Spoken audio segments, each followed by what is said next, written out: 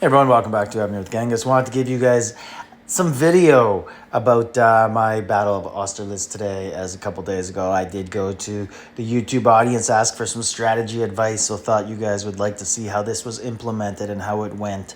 So we were recap up against an alliance that basically was the size of our top three. Like, they had three really big players like we do, only they have no one else with them. They just have a bunch of T1 traps, so no one else to give up easy points.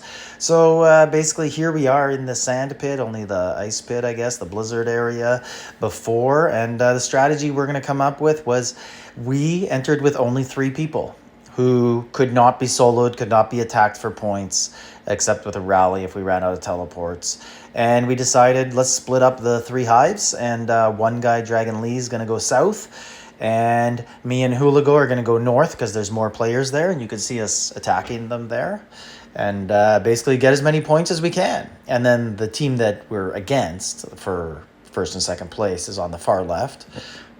And the plan was basically like, if we could pick off their smaller guys, let's do it. But otherwise, we'll avoid them because we just suspected they were going to be some good defensive keeps on the smaller players. And we were right. But we picked off a lot of troops here. You can see the reports. We probably went solo for about 15 minutes. And another big part of the strategy also was eat up the medical tents. We wanted to get those off the field. We wanted to be really aggressive with the three of us and take away as many medical tents as possible because we have a lot of troops. So we don't want our enemies to heal troops. We don't need to heal as many, but we'd like to, obviously. Like, if we're going to hit people with, a 700 million, 1 billion power march and it dies, well, we want to heal that.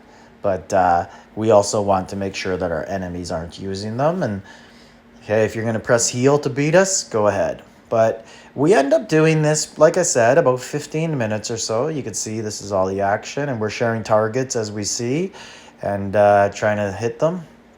A couple times we all hit the same guy at the same time. This guy, I don't like to do this, send him march, but I had a suspicion that he was a trap, and he had a march out. So I was like, ooh, I'm going to have time to scout before I hit, and I ended up doing well on that one. Then there's his friend, but his friend gets out of the way. And there's some medical tents, and I don't like using a teleport for this, but screw you. You're not on my team, and I'm going to take both those tents and move on. And then going to have to park myself at a portal eventually to replenish some teleports because we wanted our team to come in. And now the strategy is going to change to, we're going to bring in our team. I think we signed up 13 people. So 3 are already in. And then we probably have another like 3 or 4 who people aren't going to solo them. They're like 17, 18 bill. They don't really need reinforcements at the start. But if they start to lose troops in rallies, they need reinforcements. And then the rest of the people, we would send reinforcements. It works out pretty well. The issue is going to be that the other team that we're up against here, they got 3 really big boys. One guy's got an 8,000 point ideal land, which means full march. He's K44, I'm K44, but he's throwing out 8.2 million per march. Crazy stuff. So people who say ideal land doesn't matter, it doesn't matter if you don't have it. It sure matters when you're up against someone who has 8,000 points. Like, we're talking about small PP type numbers here. The guy's like 8120. It's, probably top 10 in the game, I think, with what it has. And that's, like, how many ideal land buildings is there now? 10, 11, and each one gives 15,000 march size, plus some give a little bit extra of other stuff, 15%, everything. So it is a factor. Before the rest of our team enters, we actually have the lead. We're probably up about like 45,000 to 22,000 or so. But there was a couple 10 billion sized keeps on the other alliances that the 3 of us couldn't get. I siege bombed a couple, sent archers, so I took, like maybe 1.5 billion off of them. But the remaining like 6 or 7 billion was hard to get. And unfortunately, the main opponent alliance got them. So then when our team came in, we were still up, but they end up taking a sizable like 40,000 point lead. I'm not sure how, but we also had a couple of people I signed up that have suspicious defense, we'll say, and they were supposed to not enter until the end, and only one of them listened to that. The other ones got so excited. I don't know how. They even whispered me before, "Hey, I'll wait till you tell me to enter." And then when we told the other people to enter, they entered and said, "Oh, I thought you said enter." But it's all good. We were very likely to get second place in this matchup anyways, and that's where it ends up. We won the majority of the hospital buffs. We did lose one, though, when the other team wanted to win one. And that guy sent his 8.2 million march, and he had two other big teammates who also were sending. One was only sending like 5.8, but the other was sending like 7.5. When the three of them got together, they defeated our entire team of like 35 million troops in a hospital and took the buff.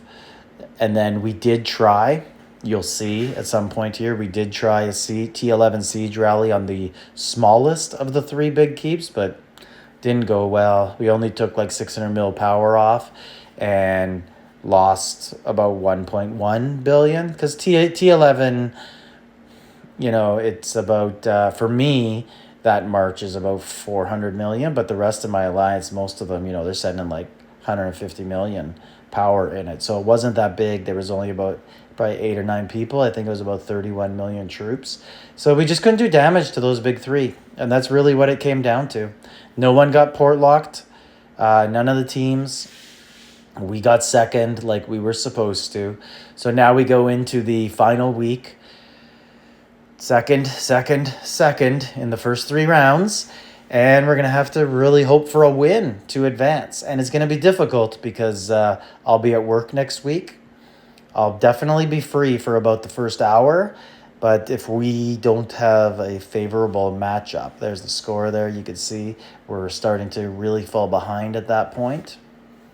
If we don't have a favorable matchup in the final week, we're probably going to get second again. And then that will mean that we will enter into a tiebreaker and see, because there's lots of teams that finish second. Last season, actually, we went second, and then we got third in the final week. It was like a 3-way tie for first, second, third place, and we ended up just on the short side of that. But all in all, always lots of fun. One thing I always wonder, though, is our rallies feel so much better. We get so much more numbers, so much more speed into the rallies. They're so much more successful in Chalons or Austerlitz now, as opposed to real battlefield. I'm not sure what it is, but people are really enthused. And like I always say, this is the best thing Evony has done to the game, the best in-game event they have added ever. It's been going on, 3 years now. And Chalons just brings out the best in everybody, I think. It's truly awesome. I wish Evony did more team-oriented games like this. They did that one Battle of Civilizations, I think it was called, and it was like 8 teams on. But so you can see their big guys right there just sitting beside each other. They start to reinforce, and not much is going to happen there. But guess the loss was inevitable, but we did our best and had fun. And let me know in the comments how you guys ended up doing in your Austerlitz. Hope that some of you got victories out there and you'll be moving on. I think I'm going to try and live stream. I'll contact Evony, say I'm available, and hope to watch some of you guys in it. And like, subscribe, leave a comment.